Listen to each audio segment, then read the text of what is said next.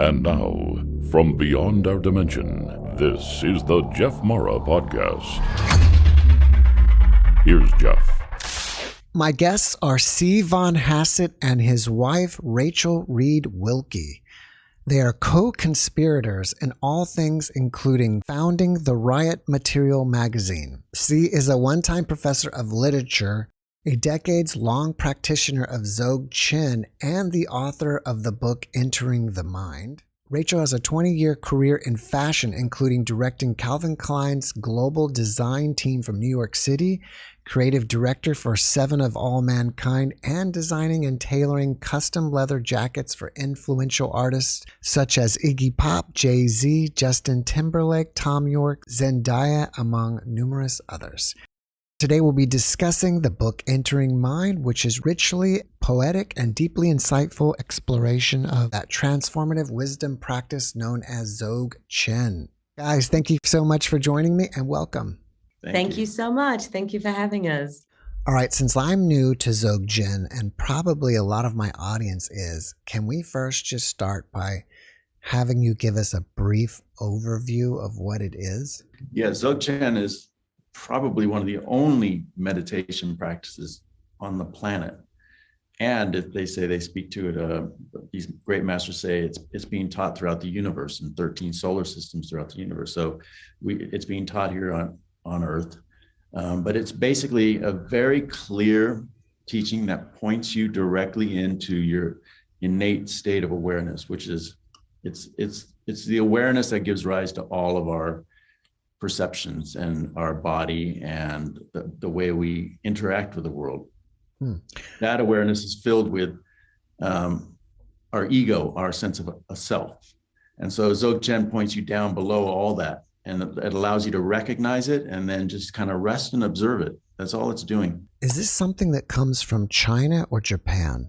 Well, the Tibetans perfected it. The Tibetans for centuries, basically all the highest masters, including those running the government of sorts, they were all practitioners of Dzogchen. Mm-hmm. But it comes from India. It goes way back through history and then beyond. Would you say that this is the original meditative practice of Tibetan masters? It's not necessarily the original, but it's that which began almost 3,000 years ago, and it stemmed from the Indian Buddhism that was there at the time. And of course, Buddhism itself has spread into many different schools. Dzogchen is one of those schools, but Dzogchen was secret for many, many thousands of years. And it's only really since the invasion of Tibet and the dispelling of some of the great Tibetan masters when they actually exiled in Western civilization, whether it was America or Europe, that for the beginning of all time, Dzogchen was then considered a teaching that could be shared with the Western societies. Is it something that's commonly used by, Tibetan or Buddhist monks? Yes. Yes, it is. It's a living tradition. It's the Dalai alive Lama is today. a practitioner. That's right. The Dalai Lama, he himself is a practitioner of Dzogchen. Yes. Oh, wow. You said something and I can't let this go. You were talking, this was being practiced on other planets? Yes. So are you saying that it was brought to Earth from another planet? Well, you see, consciousness is not earthbound. Our sentience is not bound only to this earth.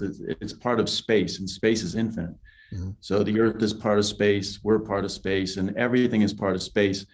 And a lot of these transmissions are mind transmissions. You can actually, advanced practitioners can get teachings from their masters across. If they're in India, they could be sitting here in the States and receiving a mind transmission through this state of consciousness. It's kind of like extrasensory perception of sorts that develops with it, but it doesn't need to develop with it. So yes, it's very much planetary and off planet.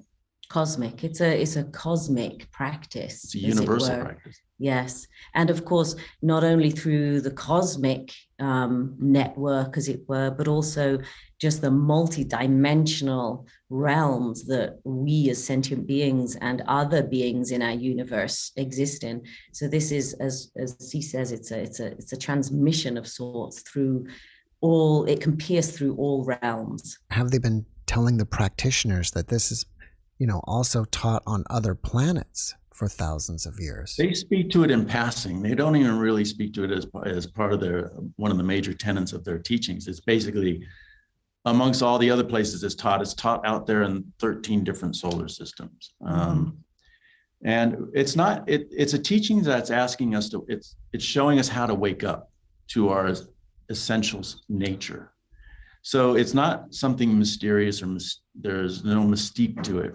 It's an actual real practice, like practicing yoga and getting in there. And in fact, it's called Ati Yoga, which means the highest yoga. It's the yoga of mind. And so it's saying is you need to wake up from the delusion of this life, which is, we see ourselves as separate from all other things. And this isn't the case. In fact, we're like space. We are the very space that allows our bodies to arise. And our awareness is one with that. Mm-hmm.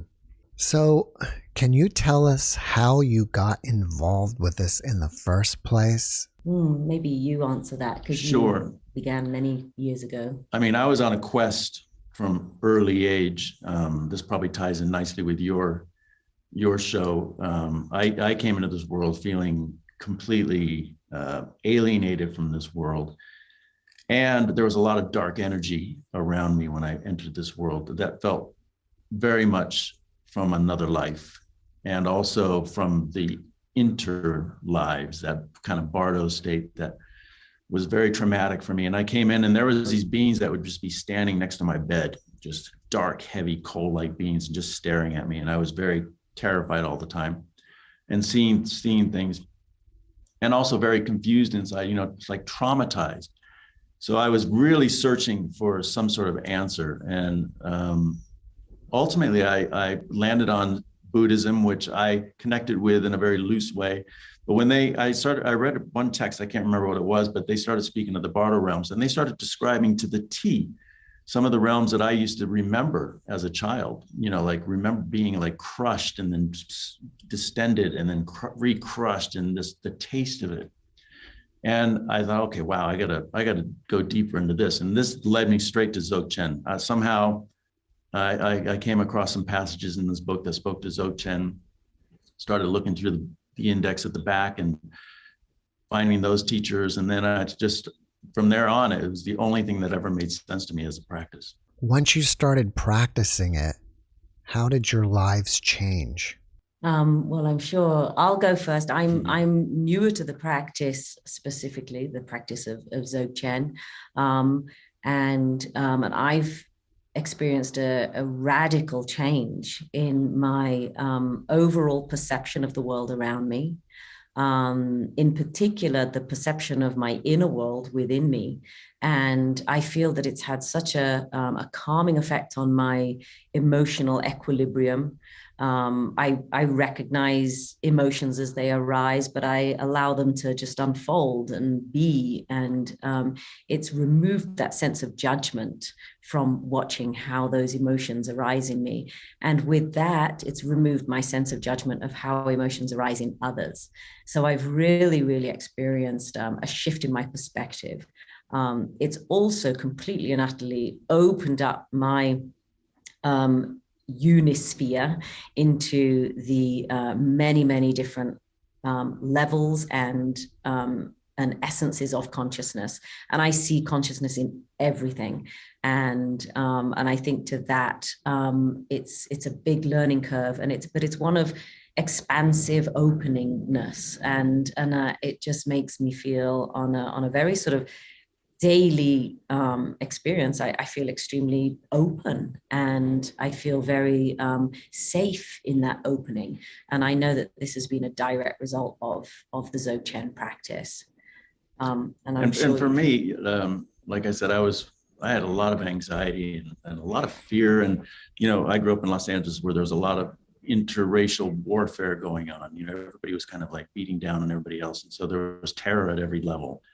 And I needed to get past that. I was also very shy.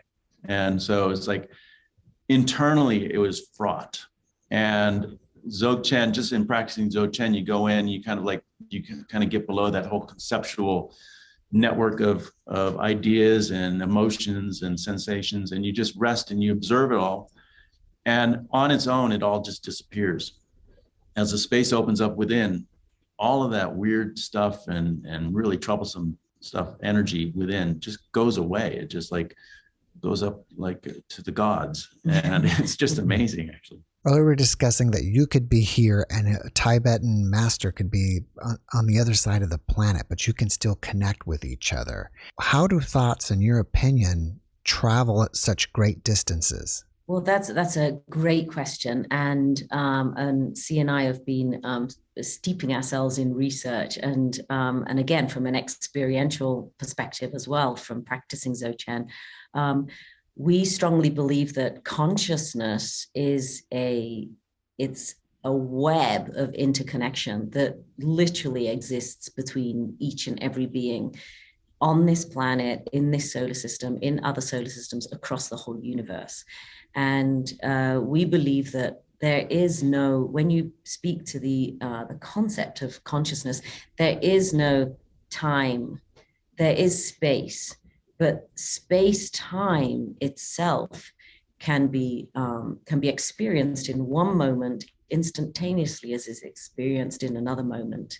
And there is no time between those two moments. So you can have a communication of somebody on a level of consciousness in one part of the world or one part of the universe.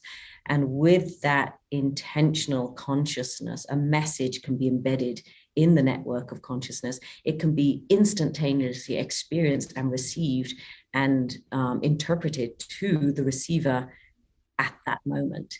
There is no differential time that it needs to travel to one space, from one space to another space. And what we are finding, which is so exhilarating, is that quantum physics is speaking exactly to that same mechanism when they're studying the bending of space time and how also you can entanglement between one particle and another particle, and how we are now learning that it's about the opening of space-time to allow a wormhole to be created, and you can instantaneously manifest from one space to another. That can come in the sense of thought, but we realize that this can also come in the form of visuals, holographic visuals. I would assume that you'd have to get into a meditative state or somehow focus a thought to send it to somebody else, because otherwise our minds, throughout the day are just filled with chatter. Yeah. Yes. This is the conceptual mind is not the level of mind we're speaking to when we speak to this kind of instantaneous reception. It's like a radio receiver picking up on radio waves. It is the non-dual, non-conceptual mind that you do train to learn to enter in meditation. The masters are there pretty much 24/7, but us practitioners, we're there only when we enter the practice, and you're sitting for a while, and then you're training yourself to kind of tweak with your own awareness how to get in there and observe the conceptual mind, and then allow the non-conceptual mind to rise up. And this is where it all takes place. The information that you need. Now, I'm not in a position where I'm able to receive teachings from masters, but I take those teachings in with me and practice them inside, or not inside, but it's essentially you're inside this meditative space. Can you give us basic definitions of a conceptual mind versus a non-conceptual mind? The conceptual mind is the mind that's doing all the thinking, and it's driven by the sense of the I, like I am C von. This is my computer. This I is the driving force of all duality. There's the perceiver, and there's this that's perceived. And so the non-conceptual mind is the space that allows for that I entity to exist. And I speak a lot of this in the book, how to just begin to observe your own sense of an I, and how to actually even, like find that it doesn't exist by, in the meditative practice, looking for the eye in the foot, cutting off the foot so that doesn't distract you, and then cut off the leg, it's not in the leg. And then you're cutting off all these parts of your body. It's an old Tibetan practice, to the point where, ultimately the head is gone, you're looking at the head and there's no eye in the head. The more you do this, the more you disassociate from that strong presence of the I. And this allows you to really more easily move into the non-conceptual state. Mm-hmm. And again, like considering that the I is so legated to the body, and this practice particularly works with us as sentient beings who are experiencing a human body, and this body is that which grounds the consciousness in this three-dimensional realm. And of course, when you disassociate and detach yourself from this relationship with the three-dimensional body, you're able to detach yourself from the three-dimensional realm that we're in, and you enter into these higher states of meditation where you can actually be fluidly, with your conscious state, you can be fluidly moving between these realms that are they're no longer tied to the three-dimensional. They're no longer tied to your identity with your body. And that's where it gets really exciting. When you drop the I, do you at that point just become nothingness, or do you become one with everything? It is the one with everything part, because the nothingness, you could say it's nothingness, but what's there is awareness. Mm-hmm. And we'll be sitting in meditation when you arrive into this non-conceptual state, and what you're aware of is that the body is now within the awareness. Mm-hmm. And so is the universe. You look up in the Milky Way's up there as well, and it's all of a oneness, and the awareness and space are one. And then as you kind of pull yourself out of practice, the I kind of always comes back. And, the more you practice, the less it comes back, but it's always there, because that's the nature of our body. That's what the body is doing. It's an organic thing. So it really does hold that consciousness, and habit has us going back to the I. But when you're in the meditative state, that I is completely decimated. There's nowhere for it to hold on to. And really now the body is within it, and you're just observing this, like this flesh within the awareness. And it's amazing, actually. It's like being in an airplane. I was thinking of this the other day, like being in the airplane, and the airplane is your body, and you're flying through space. And then shifting out of that space of the airplane and becoming the space that allows the airplane to float through it. That's kind of the movement that takes place. Once you're in that state, do you start thinking about stuff, or you just and say, okay, you've got to that state, I'm one with everything, I want to see other realms and stuff, or do you try to just stay focused that I'm everything? Yes, well, that's a great question. Yeah. Well, with the practice of Dzogchen, once you enter into that state, when your individual consciousness has, let's say, sort of entered into the realm of universal consciousness. So there is no individual consciousness and universal consciousness. It is all one consciousness. There literally is no thought. So at that point, your conceptual mind is left behind, let's say, for use of a better phrase. And so you are at that point in a complete state of stillness and weightlessness, bodilessness, and thoughtlessness. And so you literally are not thinking in that moment. Now, what would be interesting, and C and I have discussed this, what meditation practices could we use? Obviously, using the skill set that we've acquired through practicing Dzogchen, how could we then incorporate this entering into this state of consciousness to then use that in some way to then, as you say, enter other worlds, or perhaps make contact with other worlds, or perhaps expand on that state of consciousness to experience other realms. And that's something it's very new to us, but it's something that we've just started researching. Also, to clarify, there is, when you are in this meditative space, the thought, you don't stop thinking. The difference is that you're not connecting to the thought. Like you're observing thought as a bird might move through space. You observe a bird moving through space, nothing moves in the sky doesn't crumble. So there's no attachment to thought. You know, the awareness, our awareness being is aware of everything. It knows. And so when you're in this state, you have a state of knowing. And really much of the thoughts that might occur is just an observance. It's not really being pulled through as an embodied experience. Yes, and to second that, traditionally speaking, Dzogchen, you meditate with your eyes open. So you actually have all of your 5 senses, your 5 three-dimensional senses open. So you can hear things, you can actually see things through your scope. They're basically portals into your awareness. Yes, you could be touched. Somebody could walk into the room and speak to you. And the ultimate practice is that, yes, you are observing how your 5 senses respond to your 3-dimensional world, but your state of consciousness is allowing it to arise with no attachment. So when you're doing the meditation, what do you actually do? Well, that's the beautiful part about this meditation. It's like going into your bathroom and turning on the bath and going into a nice warm bath and just laying there and doing nothing, relaxing. And the teachings are very specifically saying to you, recognize your awareness. So what they say is recognize your own natural state of mind.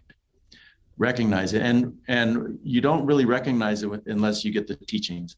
But once you recognize it, oh my God, I've been seeing that my entire life. I never paid any attention to it. That one still place within mind that's always in the background. Then you recognize it. And from there, the teachings say rest. And what they mean by that is simply relax. And all you're doing is observing. You go in, so you're sitting in your meditation pose. You recognize a state that's not doing anything. It's still. It's not coming or going, doesn't begin, doesn't end. And you just go, oh, okay, that's it. And then you just, when thoughts come up, you observe the thought and let it go. And you just you settle into it. And as you settle into it, it begins to become more spacious. The conceptual mind becomes really quiet. And then wisdom begins to come up. All of the ancient wisdom has been with you forever and ever and ever, and it gets closed down in this body. It begins to arise in this state of awareness. And so they tell you to recognize it and then rest and observe.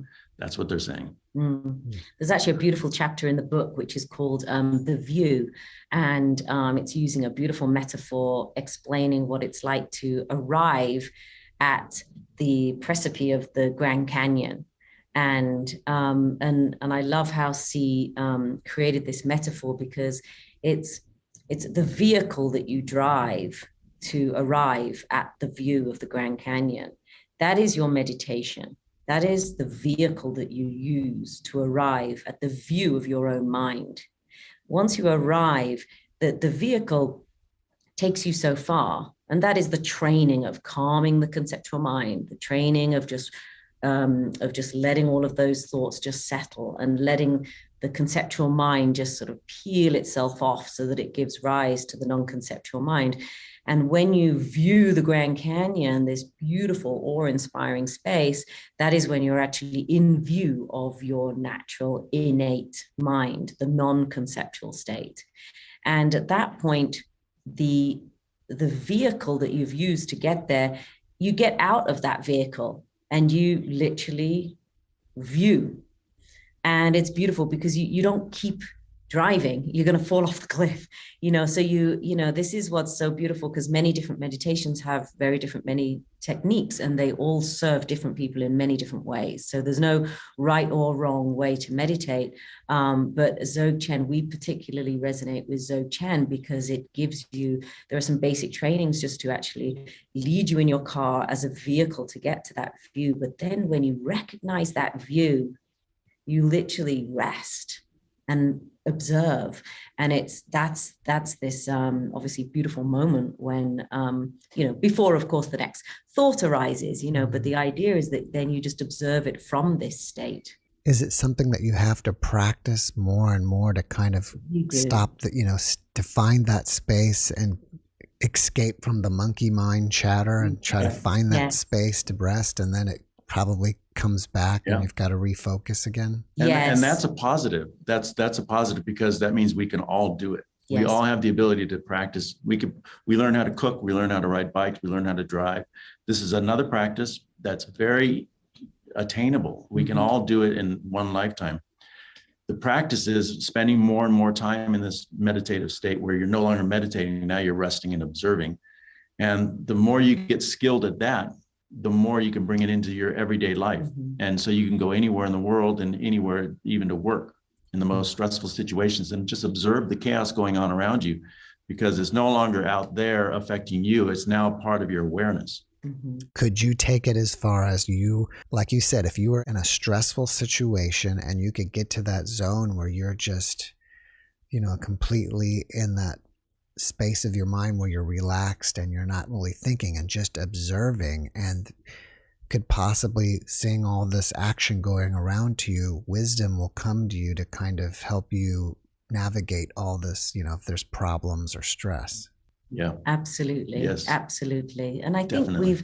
we've experienced it in many, many situations. Of course, the whole world has had a pretty crazy couple of years, and I've noticed a significant shift in my way of relating to that exterior world. And it's not that I don't care about what's happening, and it's not that I don't see the immense suffering of others who are experiencing this life in such awful conditions and awful situations. But it's a way of just being with that, and all accepting of ourselves and others in that one space, sharing that collective consciousness. And that in itself creates a sense of calm and a sense of peace, and also a sense of true care, not based on judgment of their situation as opposed to my situation, literally seeing us all as one big organism that is experiencing this life as consciousness together.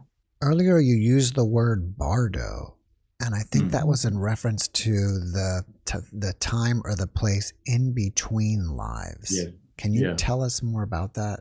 Well, there's various bardo states. Being alive is considered a bardo state, and then going on. I'm so sorry. Let me stop you. What is the Yes. definition of the word bardo? Bardo, I think, is like in between, or a transition. So when you transition from this life into the next life, that's a bardo state. And then when you transition from wakingness into dream state, dream is another bardo state. It's one of the 5 bardo states. Death is another bardo state. So when I was speaking earlier, I was speaking to between the life of my past life and then this life, there was that bardo state in between. There's also the bardo state of once you're now moving towards death from this body, we're in this body and this is the bardo of our life. Now you're moving, you found you have a terminal illness and your body is now dying over a period of time. That itself is another bardo state, and that can bring another form of perception. That's a state where you can begin to see your relatives from another world coming to welcome you into the next world, and they're preparing you for that. And you have clear insight and visuals on that as well. So that's another bardo state as well. And I think the Buddhists, they particularly highlight these states of bardo because they are recognized as opportunities to awake. And that is why they are defined. So that is why the bardo of living, it's from the day you are born till the day that you find out that you are dying. You have in human terms, you have a long period of time. And within that bardo transition, there is an opportunity to awake. And so each of these bardos give you an opportunity to awaken to your consciousness. I don't know if this is your personal belief or taught in Dzogchen, but after this life, do you reincarnate back here or do you go to other planets? Obviously people are being reincarnated here.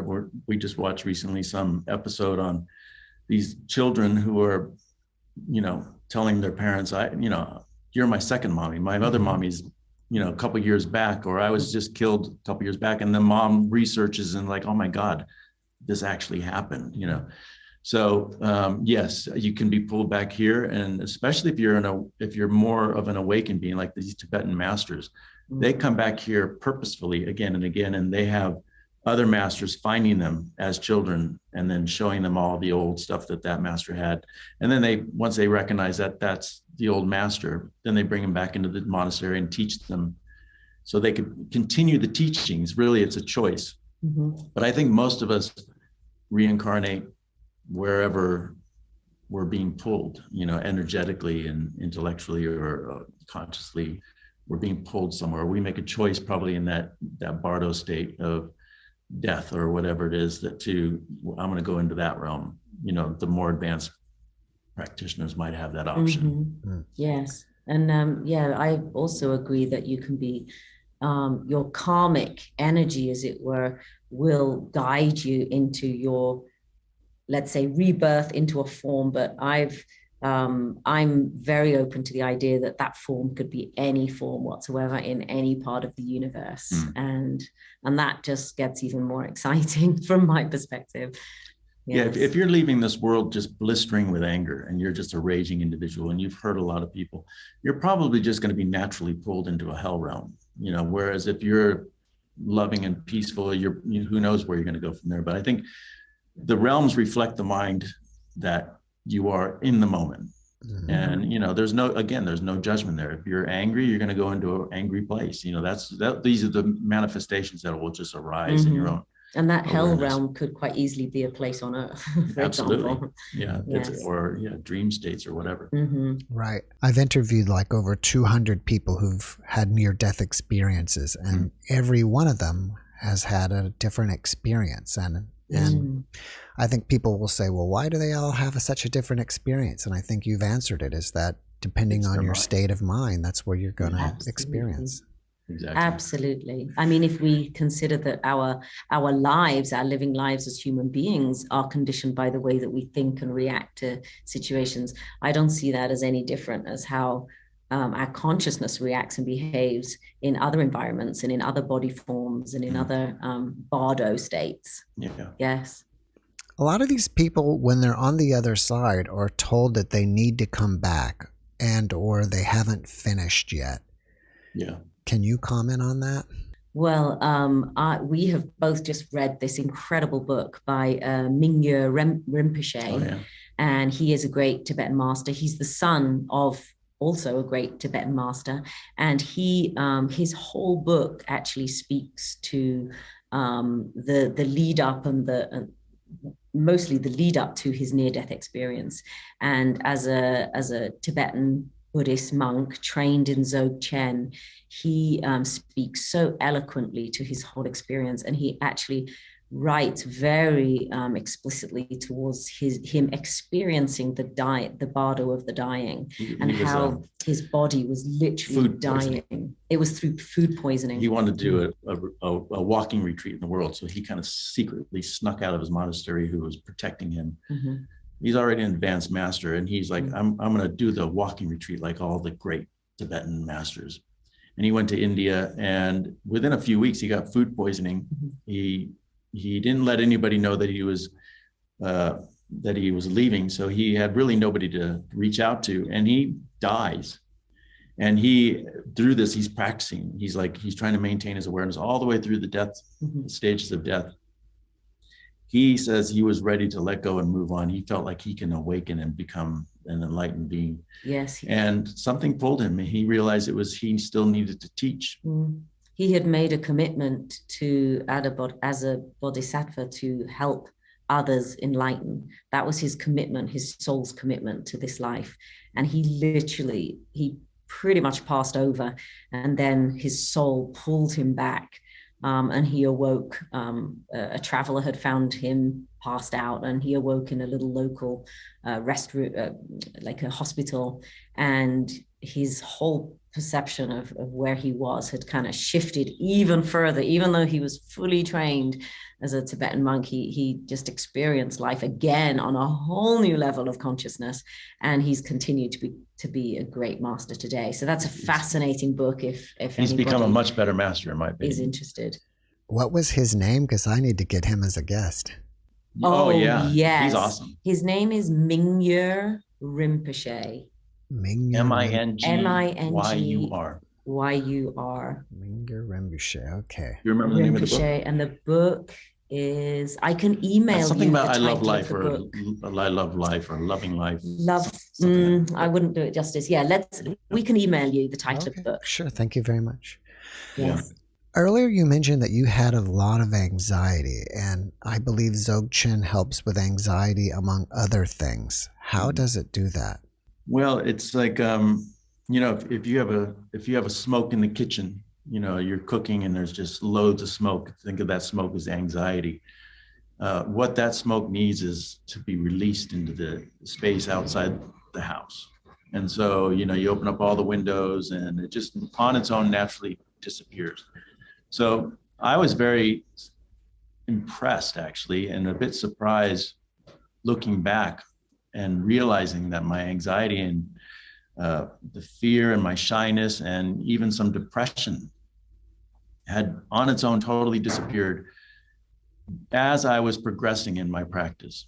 And particularly in the last few years when I really began to progress, and I was really dedicating a lot of time to the practice, that it was a simultaneous movement between deepening in awareness and totally losing anxiety, fear, anger, all of the stuff that used to trouble me. It's like an old friend now that I can look back on. Oh, I remember you, but it doesn't arrive in me anymore. And again, it wasn't anything that I was aiming to do. It just happened to come with the practice. It's almost like the resistance that we have to those emotions disintegrates. And so then the emotions just have they have nothing to feed off. It's almost our resistance, it's our resistance that increases the power of fear and anxiety. And once that resistance has gone, they fly by, they float by, they can't attach themselves to you. Some of my guests that are near-death experiencers talk about when they're on the other side, they drop the ego. They don't even care about this life anymore. It's kind of almost saying the same thing as what you're saying when you get into this meditative state. Do you think that as we exist on the other side, we are existing in that meditative state that you're trying to reach here in this realm? I'll quickly answer this, because this is the state that Rachel was mentioning, where we have these opportunities to awaken. Now, if we've not been practicing any tradition that points to our innate awareness, then we're going to miss it.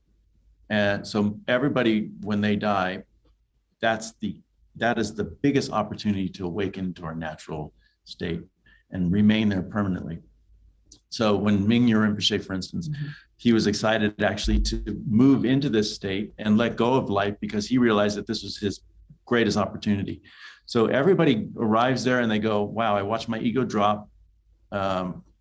I recognize that I'm one with the universe. And if you've been training in this life, this is your moment to go, I got it, I'm in. And you wake up.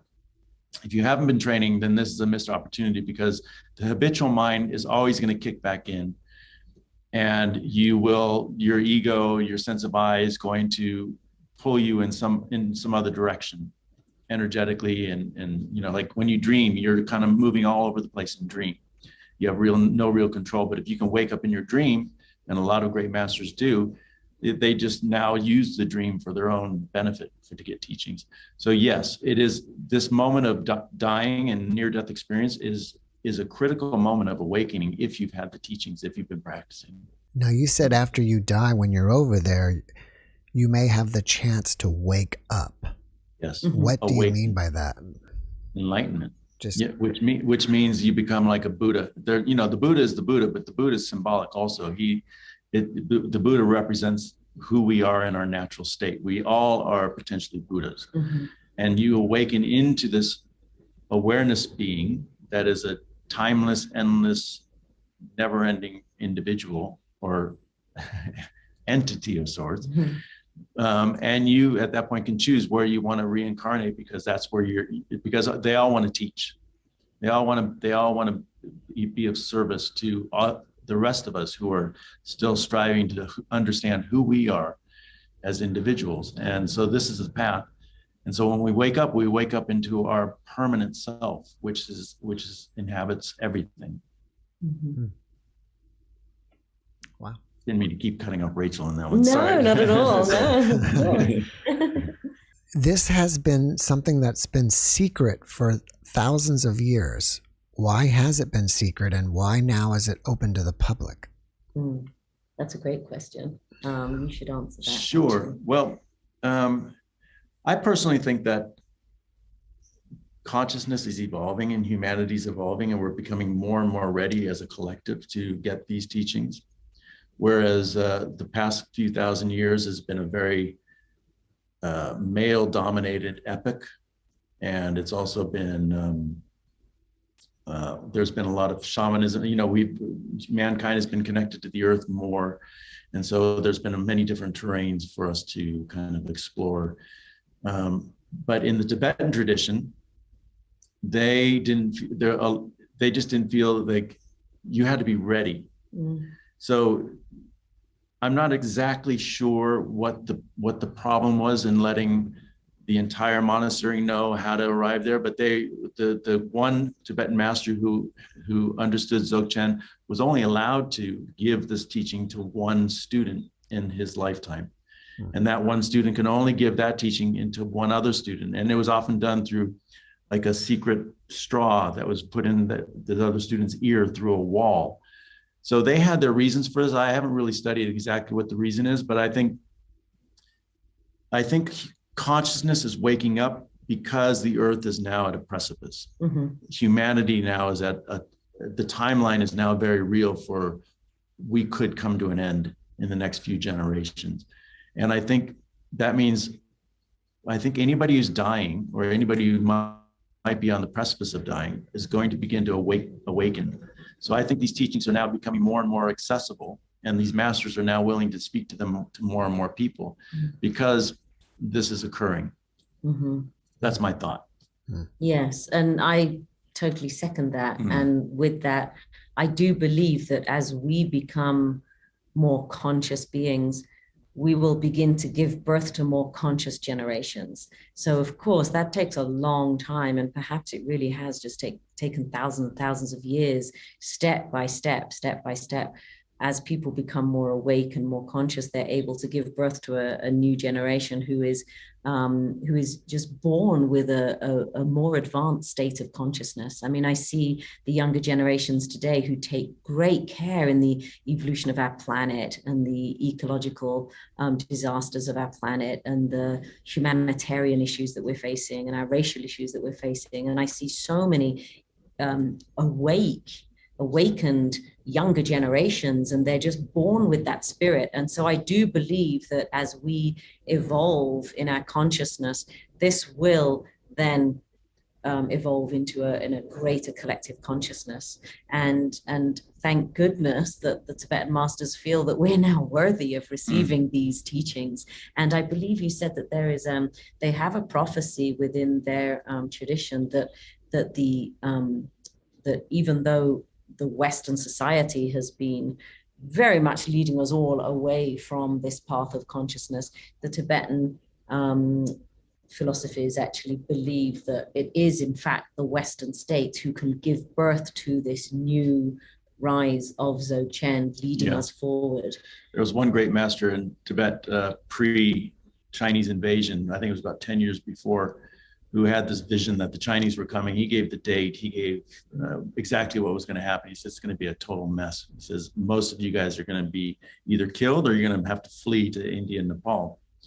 And he says, when this happens, these teachings can no longer be secret. They need to now be let out into the world. We've nurtured them for many, many centuries, and now I think or 1,000 years or whatever. Now it's time to spread these teachings. And they recognize years in advance that this was the case. Would you even say that they would probably endorse your book to help get this message out there? Yes, I've been very careful not to betray in any way. And I'm not presenting myself as a teacher. I'm a fellow practitioner. And when I go meet one of my teachers in the next few months, I'm going to be very excited to give him my book. And I think he's going to be very pleased with it. But it's also coming from a different perspective. It's not coming from the master's perspective. It's coming from a practitioner's perspective, but one who has who's gained some insight and can use Western metaphors and speak to the Western experience as a valid one, and as we all have the ability, and I was just as riddled with all kinds of, the human condition as we all are. And if I'm able to get this far in my practice based on my great teachers, then that's what this book is attempting to communicate, that there is a clear way forward for us. Earlier, we were talking about consciousness and about the web that maybe connects all our thoughts. And for example, I had a business where sometimes I would just, for some reason, out of the blue, think of a person, and then maybe a few days later, they would appear in my business.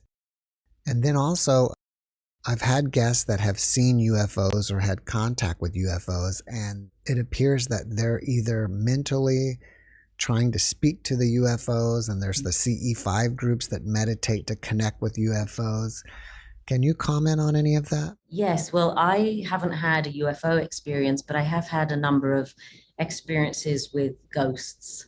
And I believe it's a communication that happens from all realms. And so I think I didn't really have many experiences when I was younger, but when I left home around the age of 18 and went to university, it seemed that everywhere I went to live had other beings there, and I had to share my bedroom with somebody, or I had to share the kitchen space with somebody, wherever it was. And I just became very used to the idea that we are all beings in different forms, in different manifestations, and some of those beings I experienced as just thoughts, meaning they were there. I felt the presence. I didn't visually see them, but they were there, perhaps. And I say sitting on the end of the bed, they could have been sitting on the end of my bed, and I didn't see a physical form, but I felt their energy presence, and there was a presence. And with that, a visual came to me of them as they were perhaps in a female form before, but a very clear imprint in my mental scape of who they were, what they looked like. And then I would literally have conversations with them, and they would speak to me, and it would come to me in the thought form, and I would respond quite openly and verbally to them. I'm sure some of them, my flatmates that I was listening to, thought I was pretty crazy talking to myself in my room. But I had a number of these experiences, and I traveled through Europe, and they would pop up here and there, and I had all sorts of really exciting relationships with different beings in a different realm. I think that would be my firsthand experience of that transmission of thought through different realms, and it's exciting. I'm not sure how aware you are of the UFO community, but there was an Israeli general that made some type of statement about that there's a galactic federation out there, and was speaking about UFOs. But what was the most interesting thing I thought he said was that space is not what you think it is. Yes. Yes. Can you comment on that? I think space is exactly what we think it is, which is an emptiness. And space allows for everything to arise in it. All dimensions arise in space. All consciousness arises in space. Now, it's our various perceptions on that space that creates this multi-dimensional these worlds. So if we're entering into a higher level of consciousness, I think we have more access to various galactic entities and also apparitional entities. So it's just about where are you on the scale of consciousness? And some of us are just coming to this world completely, multidimensional. They're tapping into different realms and speaking to different beings, and that's their gift in this life. Others of us have to train, and I'm one of those guys who just needs to train. I'm more of that entry level individual who comes in and just practice and develops skill through practice. But I could say that I was seeing things when I was young, but I think most children can, because they're not bound down by the teachings in our world that tell us to nonsense. Oh, that's silly. There's you're talking to yourself, or you're making this up, So then we have to relearn it. As we get older, we have to relearn those skills that are natural to us, and that are natural to our own awareness. Mm-hmm. So I think it's on that level. I think he might have been really surprised because he's a military man, and this stuff doesn't exist until he has firsthand experience with it, and then it makes him rethink. Probably brings him back to when he was a child, and says, maybe this stuff it does happen. Mm. And of course, with regards to space, again, there's another beautiful chapter in the book. I think it's I Entity, but it speaks to the fact that we as human beings on the quantum physics level, we are made of 99.99% space. And just that number is mind-blowing, because that makes us realize that we are a holographic segment of this universal cosmic space that we're all existing in. So we know that space out there is infinite. We know that it's even continually expanding. We know that that there is so much space between one planet and another planet, and one solar system to another solar system, one galaxy to another galaxy. And yet we actually are living examples of that same relative space within our bodies. If you were to actually remove the space from our bodies, meaning if you were to remove the space that exists between a proton and the edge of the atom edge, if you were to remove that space, our bodies in terms of matter would equate to just a tiny speck of dust. That is actually all our bodies is made of. We are literally, we are made of space. We are space. And it's this space, although we have skin and bones, but it's the space within all of that matter which gives home to consciousness. And so in the same way that we are moving bodies of consciousness, every single space that we move through is also that same moving space of consciousness. It is actually all the same. And this is now being proven on a quantum physics level. Would you think that our bodies then are manifestations of our consciousness in this realm? Absolutely. Emphatically, yes. Yes. I'm probably going to have some crazy dreams tonight thinking about all this stuff. It's going to take me some time to kind of mull this over and think about it. Since you guys are both artists, how do you see the relationship between the meditation practitioner and the artist? Well, we both believe that art really is one of the final frontiers of our civilization. It's where an artist can delve into mindscapes, thoughtscapes, bodyscapes of no limitation, and where really the artist today is that individual who chooses to transgress boundaries and borders and really push the limits of our human psyche. And even though they might be operating on an individual perspective, they really are a pioneer of that realm from a collective consciousness.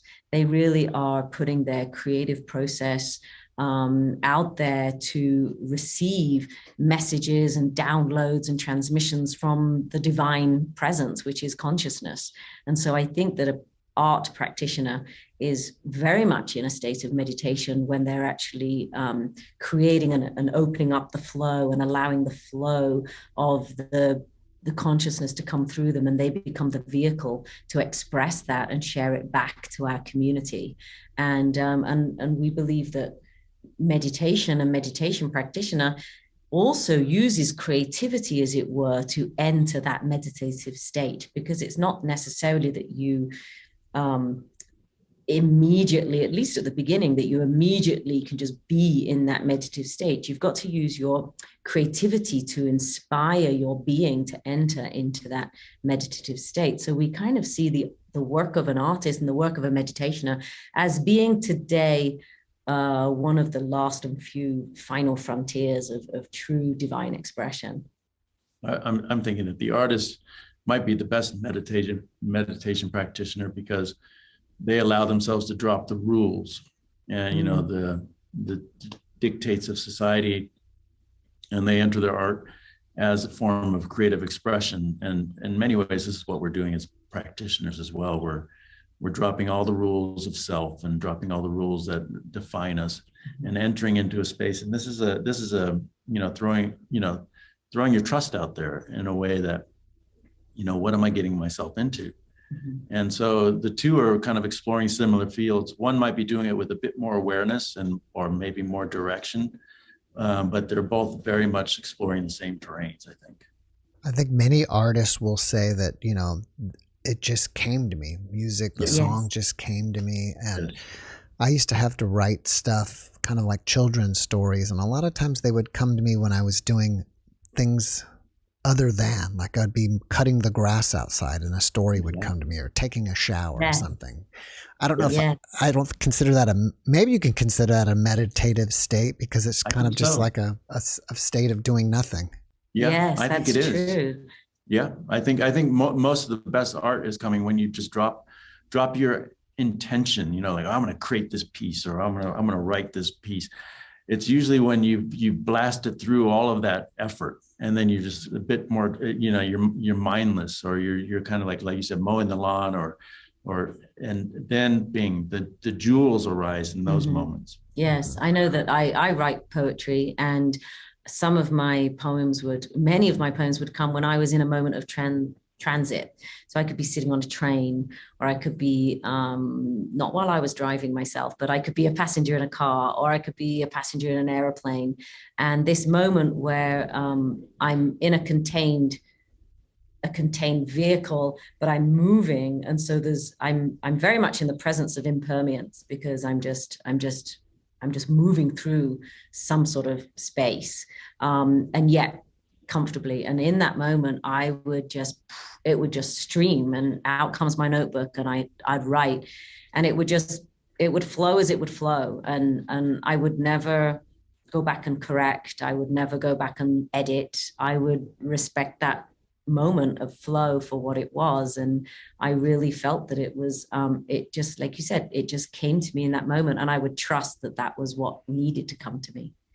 All right, time is flying by, so I need to switch gears with you guys. Can you tell us a little bit about your Riot Material magazine? Riot Material is just, I was really wanting a return to form of great art magazines being also great literary magazines. So incredibly good writers writing about art. And art, of course, is books, actual art exhibitions, film. I love film. Music.